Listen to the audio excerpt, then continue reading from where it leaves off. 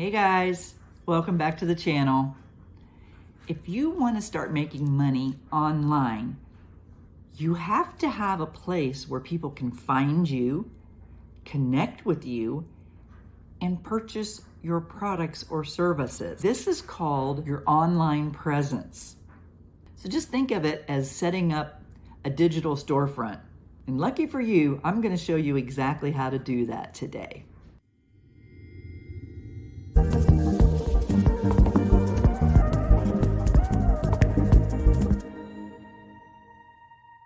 So do you feel like setting up an online business is only for like tech wizards? Well, I'm here to tell you that that even website builders have figured it out, that there are people like you and me out there that don't know what we're doing, and we need to just have like a plug and play. It's like, okay, you tell me you want pictures here, I put pictures here. You want a video there, I put a video there. You want text here, we put text there. So there are different kinds of website builders out there, and they all are a little different. Some are really elaborate and a little more difficult. Some are super simple. And sometimes all you need really is just an email landing page to be able to get started with your online presence. So I promise you, there's no coding, no techie skills, no stress. I'm just going to give you the basics of what you need to get started. So if you want to make money online, stick around because I'm about to show you exactly how to set up your online presence from scratch.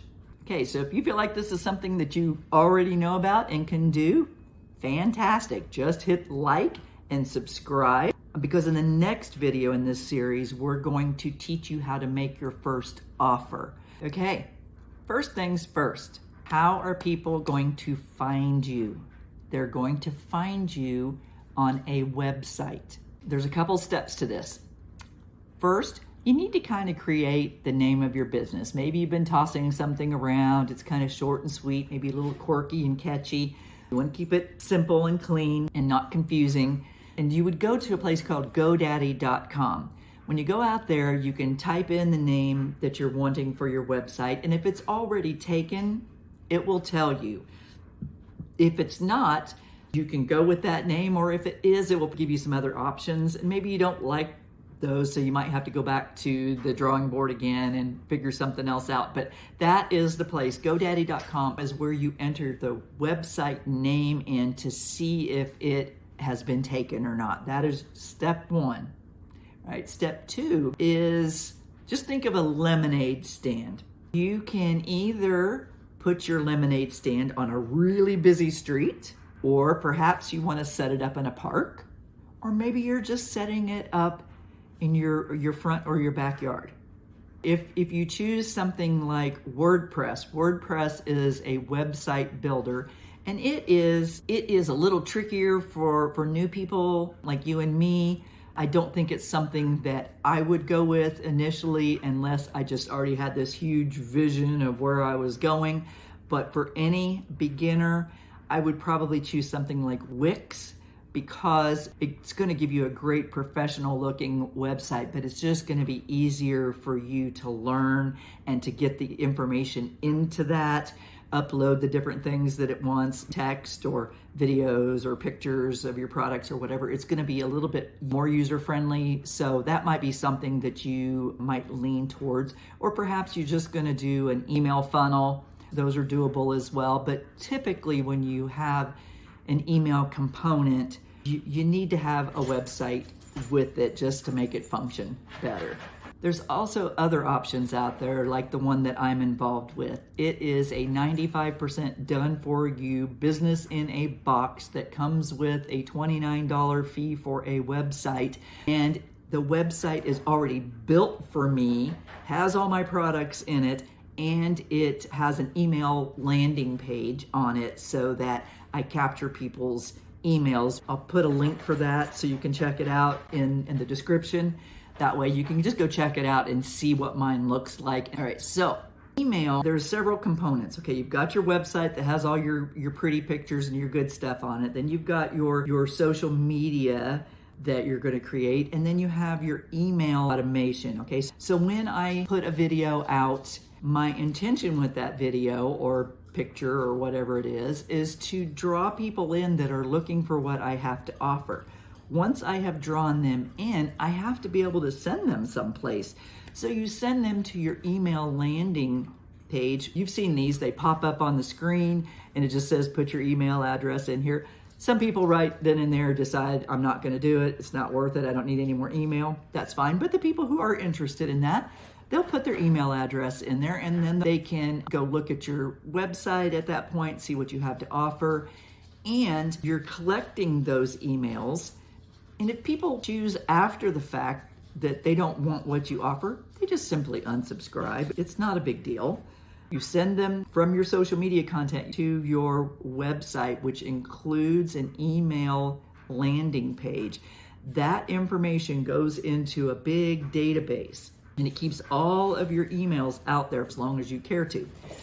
And what happens in there is you can set it up so, say I've got 20 emails that I want to send out to people talking about various things, or maybe I've got a special coming up, or I just put a new video out that I want them to see, or you develop these emails and you set them up and there's a scheduler that goes with that. Say you're selling sheet sets. They click on this really pretty sheet set, that leads them to your email landing page. They put that in there and then they go out to your store. Maybe they buy, maybe they don't. They are now in your email automations. Immediately they get an email thanking them for coming into your store. Then you set up others that go out at various times, maybe 2 days later, 4 days later, 6 days later, whatever it is, that may coincide with a sale that you're having, or may coincide with a new collection that you're putting out, may coincide with video that you just put out there, or may just be, hey, I just want to send you some love. They need to get to know you. So emails are just a great way for people to get to know you a little bit more. You can put personal stuff in there if you want, just any way that you can connect with people. But this is an automated system that's going to send these out when you tell it to, or you can add new stuff and schedule it as well. So it's running in the background and you're just touching those people without having to cold call them or DM them. And again, if they get annoyed, they just unsubscribe. So it's just a way to just stay in their mind and remind them of what you have to offer because they liked it in the first place. They went as far as putting their email address in. So you have them hooked. You just have to find what it is they're looking for and make that offer. So that's why emails are so important. So I got a quick question for you. Do you already have an email list from something prior maybe that you were in, or would you like to learn how to create an email list?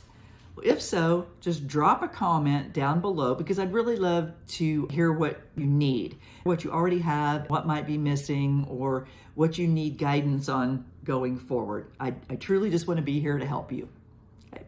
So the next thing is social media profiles, right? We all know what social media is, and each platform, like Instagram as a platform, YouTube as a platform, Facebook as a platform, each one of those likes certain types of social media content.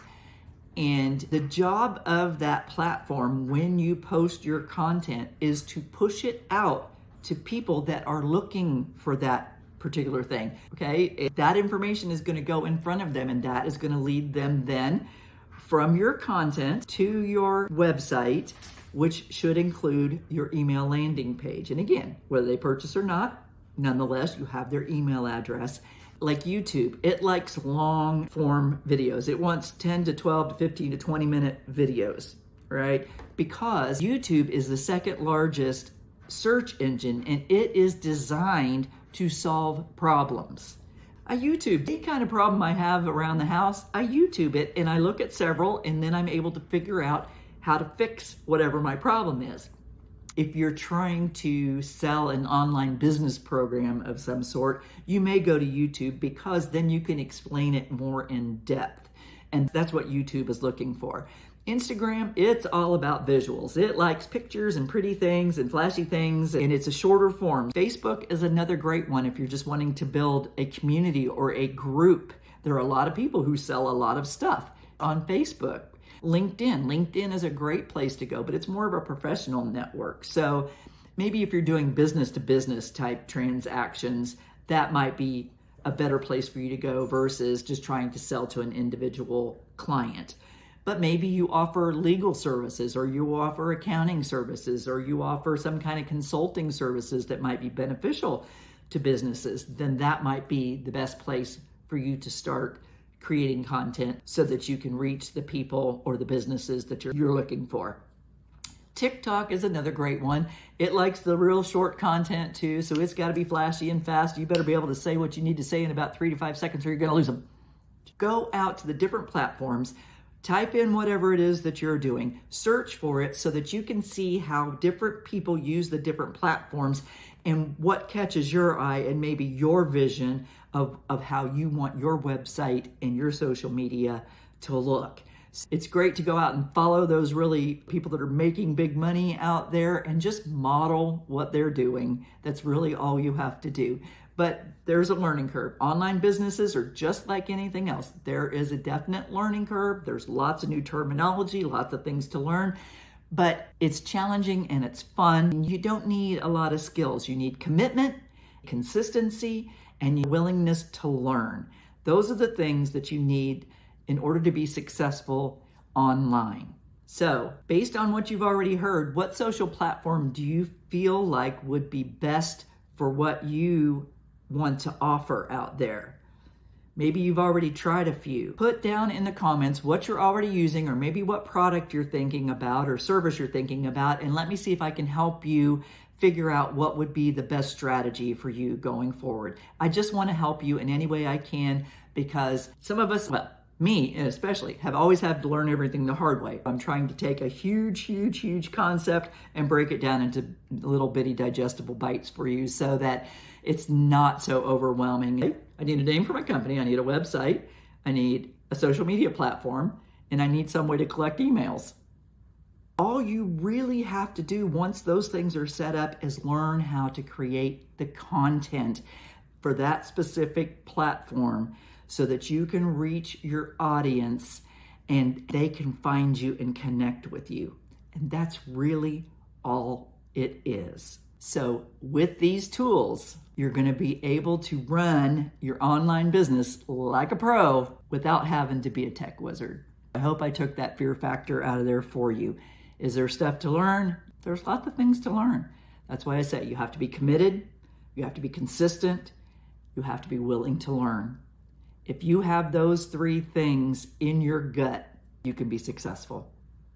So make sure you hit the bell, because I don't want you to miss out on the next video where we are going to create your first offer. See you later.